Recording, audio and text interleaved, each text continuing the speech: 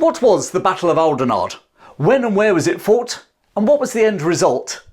In this episode, I'm going to uncover the Duke of Marlborough's third and possibly most forgotten victory over the French. A battle where once again Marlborough was at his very best. Once more conducting a lightning march that caught his enemy off guard.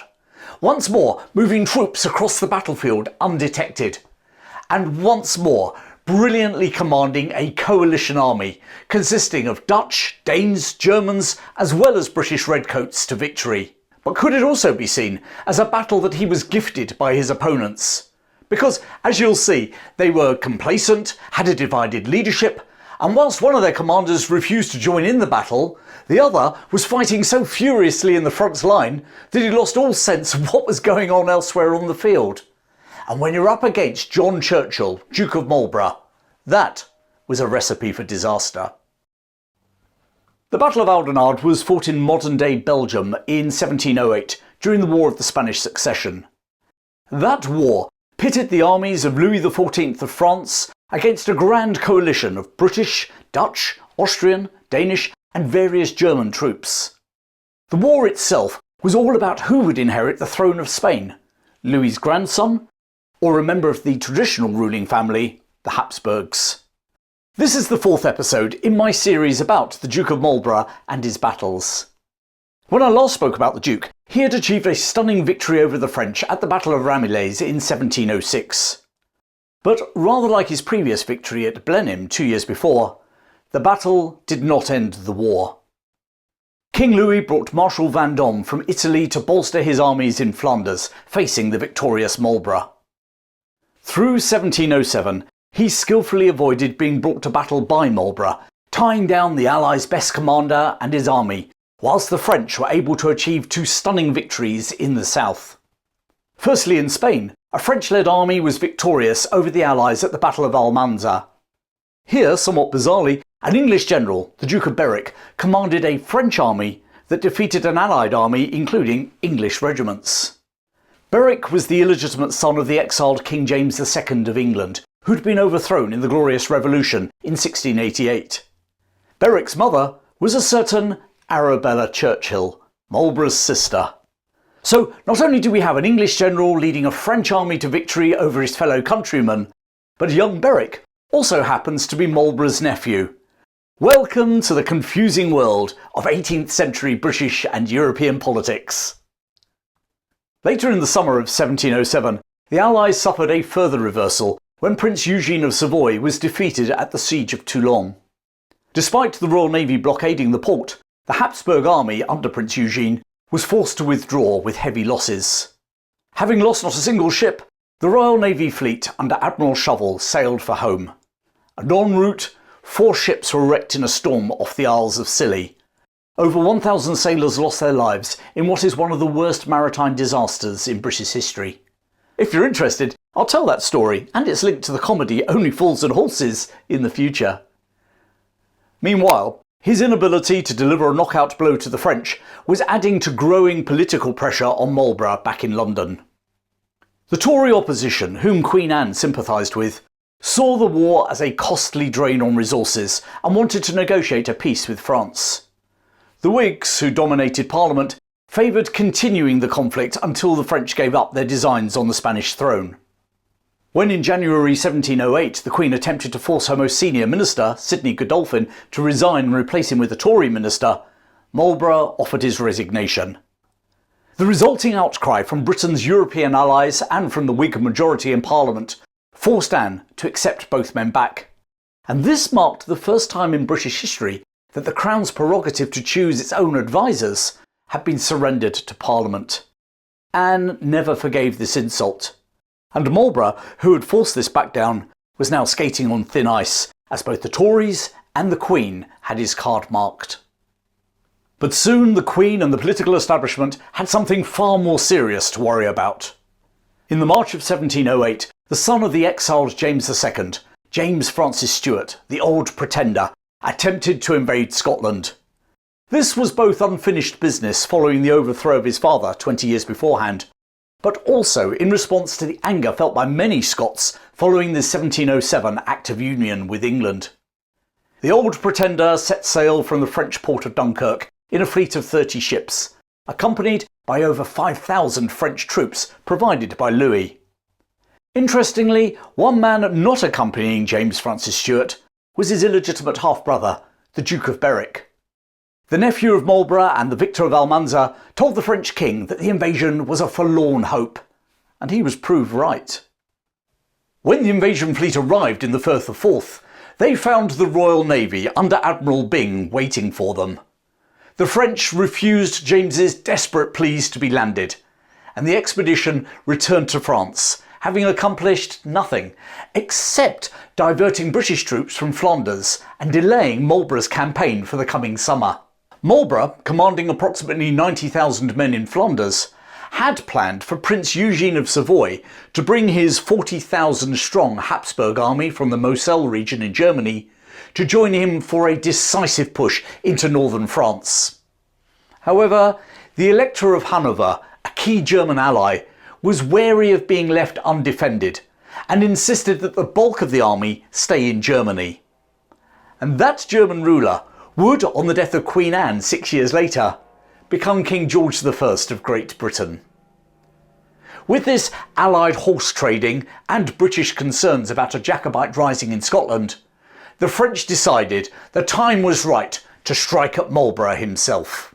Vendôme's plan was to capture the fortress of Huy on the River Meuse and draw Marlborough, whose ally Prince Eugene was still stuck down in Germany, into a battle whilst the French had a numerical advantage. However, Louis XIV now intervened, with what would turn out to be disastrous results. He appointed his grandson, Louis, Duke of Burgundy, to jointly command the French army. Now, shared leaderships are notoriously difficult, and this one would prove no exception. The two commanders were completely mismatched. In an age of elegance, Marshal Vendôme, who was in his 50s, was slovenly and crude. On the other hand, he was also a bold, inspiring leader in battle. Never happier than leading from the front, he even wore white plumes in his hat so that his troops could see him in the thick of the action. Burgundy, aged just 25, was cautious, inexperienced, but believed he was a gifted commander. The two leaders quarrelled constantly, having to send to the palace at Versailles, 200 miles away, for Louis XIV to arbitrate their disputes. Joining them was the Old Pretender, James Francis Stuart. Less than a month since celebrating his 20th birthday, the Jacobite pretender to the crown of Great Britain was in an interesting position. Here he was, now facing his countrymen, who he claimed were his subjects. To avoid that embarrassment, he served incognito, calling himself the Chevalier de St. George. Whilst present at the forthcoming battle, he served in the Duke of Burgundy's staff, and as you will find out, the Duke of Burgundy was, well, wait and see. Having initially approved Vendôme's plan to bring Marlborough to battle, King Louis changed his mind in early 1708 and supported Burgundy's plan to take the towns of Ghent, Bruges and Oudenarde, thereby cutting Marlborough's supply lines from the coast. Burgundy's strategy actually started well and caught Marlborough completely by surprise. Pro-French factions in both Ghent and Bruges threw the gates open, and the outnumbered Allied garrisons swiftly surrendered. Marlborough immediately ordered 900 Dutch cavalry to reinforce Oudenarde. At the same time, while suffering from a migraine and fever, he assembled the rest of his army just west of Brussels. And racing to join him was Prince Eugene, who had managed to persuade the Elector of Hanover to finally release 15,000 cavalry. The two men had fought together at Blenheim and were, unlike the two French commanders, a perfect partnership. As one contemporary said, they were as if one soul had informed two bodies. Eugene rode into Marlborough's camp on the 6th of July, but without his 15,000 men, who were some way behind him. Nevertheless, his personal presence boosted Allied morale enormously, with a Prussian general writing, "Our affairs improved through God's support and Eugene's aid, whose timely arrival raised the spirits of the army again and consoled us." With his army assembled on the 7th of July, Marlborough now conducted a lightning march covering 30 miles, 48 kilometres, in just 2 days, to the town of Lessines on the Dender River. If the French thought that they could cut him off from the coast, he would cut off their supplies from France. Let them see how they liked that. To quicken his pace, he sent heavy baggage back to Brussels and had 8 days' worth of bread baked before the set-off so that his army could eat on the move. On the night of the 9th of July, his advance guard, under his Quartermaster General, William Cadogan, arrived at the town, which is 16 miles southeast of Oudenarde. Yet again, the speed of Marlborough's advance caught his enemy by surprise. The two French commanders were once more squabbling as to their next move. Vendôme had wanted to lead half the army from Ghent to Oudenarde and besiege the Dutch garrison. Burgundy, however, had wanted to secure the Lessines crossing to prevent Marlborough either relieving the siege or advancing on Charleroi. The impasse lasted for 5 full days, until on the 9th of July, in a message from Versailles, King Louis once more sided with his grandson. Oblivious to the lightning advance by Marlborough, Burgundy began his advance, but when his cavalry arrived, they discovered that Cadogan had already occupied the town and was throwing bridges across the river. Burgundy fell back to a point midway between Ghent and Oudenarde, where he and his co-commander continued to debate their next moves. And while they debated, Marlborough conducted another lightning advance. He now decided to cross the River Scheldt at Oudenarde and find the French army. Having conducted a night march, his allied army began arriving just before noon on the 11th of July. They had marched 60 miles in just over 72 hours. Cadogan threw pontoon bridges over the river, 5 in all, and immediately moved 16 battalions of foot, 32 squadrons of horse and 26 guns across to the west bank. Those cavalry now met a sizable force of French foragers. Like many armies at the time, the French lived off the land. As the foragers scattered in panic, French General, the Duke de Biron, happened to arrive with 20 squadrons of cavalry and countercharged, but soon ran into the sizable army crossing the river. Biron climbed up a windmill with his spyglass and looked to the south. He rubbed his eyes. On the other side of the river, just beyond Oudenarde, were huge clouds of dust. Incredibly, Marlborough's army was here. He sent an urgent message to Vendôme and Burgundy 4 miles away, where they were enjoying a picnic lunch, although sitting apart. On hearing the news, Vendôme was incredulous, uttering, in French naturally, "If they were there, the devil must have carried them." He now ordered his army to advance, although in his later report to the king, he claimed that they were already advancing at 10 a.m. Which is probably better than writing that they were all sitting around whilst you were having a leisurely French lunch and Marlborough was crossing the river unmolested. The Battle of Oudenarde developed as an encounter battle, highly unusual for the period. Marlborough deployed troops as they arrived, similar to modern warfare, rather than in the set-piece battles typical of the age, such as at Blenheim and Ramillies. The two armies were of similar sizes. Whilst the actual figures vary from source to source, Marlborough commanded around 80,000 men, whilst the French army was slightly larger at just over 90,000. As ever in the War of Spanish Succession, Marlborough's force was a multinational army. In fact, whilst the British contingent consisted of 18 battalions of infantry and 7 cavalry squadrons, including Meredith's own, the 37th Regiment of Foot, later the Royal Hampshire Regiment, and the 29th Foot, the Worcestershires, they were the minority of his army at Oudenarde. The majority were Dutch, with substantial contingents from German states, Hanover, Prussia, Hesse, and Danish troops. Having said that, the British regiments that were with Marlborough, such as the Royal North British Dragoons, the 1st Regiment of Foot, Grenadier Guards, and the 26th Foot, the Cameronians, had all been with him at both Blenheim and Ramillies, while the 23rd, the Royal Welsh Fusiliers, had been at both those battles and had taken significant casualties at Schellenberg too. So they were a battle-hardened, experienced part of his army. The only British regiments present at Oudenarde who didn't have experience of fighting with Marlborough were the 28th Foot, later the Gloucestershire's, who'd been at the defeat at Almanza in Spain the year before. Having been taken off guard by Marlborough's sudden arrival, Vendôme now saw an amazing opportunity. Most of Marlborough's army was still on the other side of the river, whereas the whole of his own army could be deployed against Cadogan's outnumbered advance guard. With something like a 9-to-1 advantage, he could eliminate something like a fifth of Marlborough's entire army. He now ordered 7 Swiss battalions to occupy the village of Hoona close to the river. But once again, that joint commander thing was about to screw things up. Burgundy had his own plan and ordered the army to take positions on the heights west of the Norken River. The Swiss battalions continued their advance, all alone. And then, to make matters worse, they took up position in the wrong village, Ain instead of Huna, and were left hopelessly isolated. At 1 p.m, Cadogan ordered Brigadier Joseph Sabin, commanding 4 British battalions, forward to capture the village. The British Redcoats, including Sabin's own 23rd, the Royal Welsh Fusiliers, who were carrying their Union colours into action for the first time, advanced to the Tuck of Drum without firing a shot, and then, having forded a stream just 20 yards from the village, they opened fire. A squadron of Hanoverian cavalry joined the attack on their left. As those horsemen rode forward, the 24-year-old son of the Elector of Hanover had his horse shot from beneath him. Later, as King George II of Great Britain, he would be the last British monarch to ever lead his troops into battle. But that, as they say, is for another story. 3 of the Swiss battalions surrendered almost immediately, whilst another was cut to pieces by the Hanoverian cavalry as they tried to withdraw towards the main French army. The remaining 3 did manage to make it back to safety.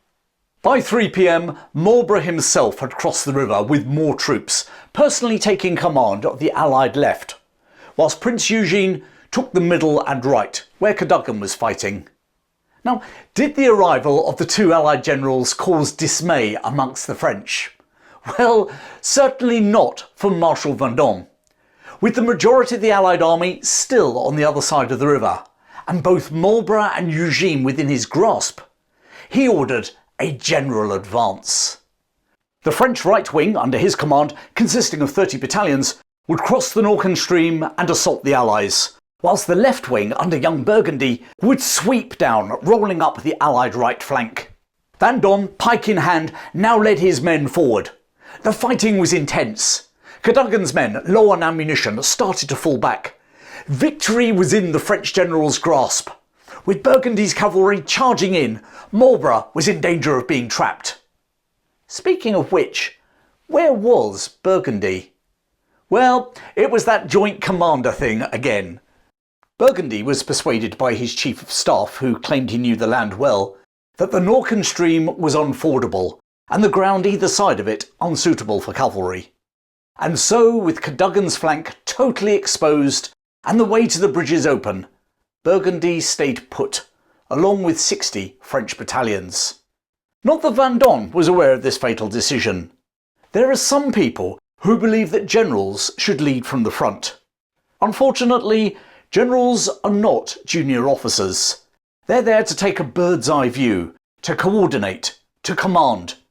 So, whilst Vendôme gallantly fought in the melee with his troops, and by the way, they loved him for it, he completely lost sight of what was happening elsewhere on the battlefield. If he had, he might have realised that Burgundy hadn't joined him in this general advance. He might also have seen that Marlborough was bringing more and more men across the River Scheldt, and he might have spotted that his own right flank was unprotected. But he didn't, and he missed something else too. With Cadogan under intense pressure, Marlborough ordered 19 Prussian and Hanoverian battalions to pull out of the line on the left to relieve Cadogan on the right. Leaving their regimental colours in place to fool the French, the Germans successfully switched right across the battlefield without being observed and prevented the collapse of the Allied right. Maybe had the French Marshal been commanding his army rather than fighting the front line, he might have spotted this manoeuvre and attacked Marlborough's left whilst it awaited further reinforcements to arrive at those regimental colours. Vendôme, however, was convinced that he had Marlborough exactly where he wanted him and that he would soon be trapped. But it was Vendôme who would be in danger of being trapped. Soon after 5 p.m, John Campbell, the Duke of Argyll, had finally crossed the pontoon bridges and marched up to further reinforce Prince Eugene with 20 battalions of British and Hanoverian troops. The centre of the Allied line now started to stabilise. And soon afterwards, Dutch General Lord Overkirk crossed the pontoons with his 32,000 men, 2/3 of them cavalry. The tide was turning.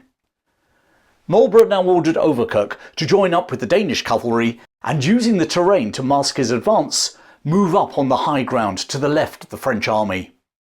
And as they did so, the British general commanded Lumley's cavalry, which had been acting as a screen on his left, to trot across the battlefield and face Burgundy's still stationary troops on the other side of the Norken. At around 7:30 p.m, the Dutch signalled that they were in position, and Marlborough gave the order, "Attack!" As if from nowhere, over 80 squadrons of cavalry swept in from the west. The French were taken completely by surprise. Vendôme was stunned. Over 50,000 Frenchmen were now trapped in what one survivor called a vast horseshoe of flame in the gathering darkness. By now, rain was falling, and what with night coming on, visibility was deteriorating.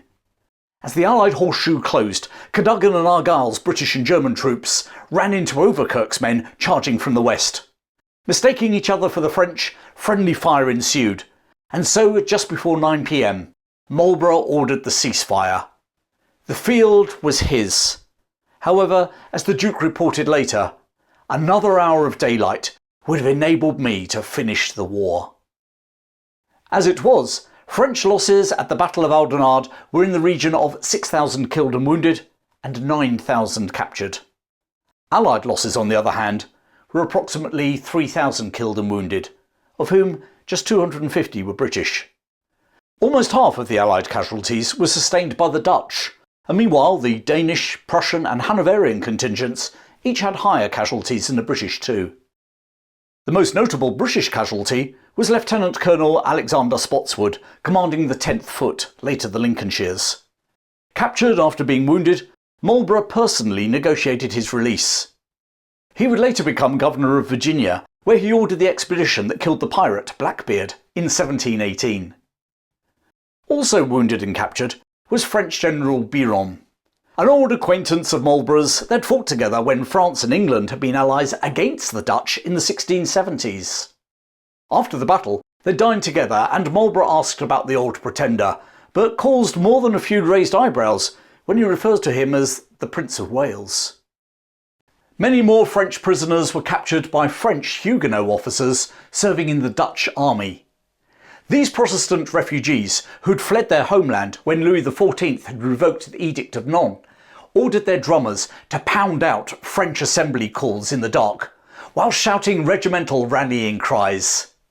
Stragglers from the French army stumbled through the dark towards the familiar shouts and stepped straight into captivity. Somehow, Vendôme managed to extricate himself from the fighting and rode north in the rain. He met Burgundy and furiously demanded that they hold their ground and resume battle at daybreak. The young prince disagreed. With the army streaming north past the squabbling men, Vendôme was forced to agree that they would hold the far bank of the Ghent-Bruges Canal. Shouting a parting insult at Burgundy's manhood, the old warrior rode off north. Marlborough had notched up yet another victory. He, like his men, spent the night on the battlefield. As Major Blackadder of the 26th Foot, the Cameronians, recalled, "The bed of honour was both hard and cold." By the way, I've told the story of Blackadder in a recent episode, and he's nothing like the Rowan Atkinson character. The following morning, Marlborough rode into Oudenarde, gallantly raising his hat to the hundreds of captured French soldiers who lined the route to gain a glimpse of their unbeatable enemy. With his British and Prussian cavalry crossing the border into France and reaching the outskirts of Arras, Marlborough now saw an opportunity to march on Paris and end the war. Once more, however, his Dutch allies refused to sanction Marlborough's quest for glory, whilst a French army, admittedly defeated, still held most of Flanders. So instead, Marlborough and Eugene ended up besieging Lille, the strongest fortress in Europe. The city surrendered on the 22nd of October after approximately 10 weeks, but the citadel held out until early December. They then moved on to Ghent and Bruges, which also fell in the December, and by the end of 1708, the French had been driven out of almost all of the Spanish Netherlands. When Louis opened secret discussions to end the conflict, the Allies allowed Marlborough's victory at Oudenarde to go to their heads. Buoyed up by Marlborough's third victory, or fourth if you counted Schellenberg, the Allies, especially the Dutch, demanded that Louis's other grandson should not sit on the Spanish throne, and that France should pay sizable reparations for the conflict. Seeing as France itself was largely intact and her armies not decisively beaten, Louis broke off the talks early in 1709 and recommitted to the war. Later that year, the French army would face Marlborough in battle again. And that battle at Malplaquet would be one of the bloodiest battles of the 18th century. Over 30,000 killed or wounded in one single day. And it would cost Marlborough his position. So was Oudenarde a battle gifted to Marlborough by the French? Or did he seize on their mistakes and add them to his own genius to produce yet another victory? I'll let you decide.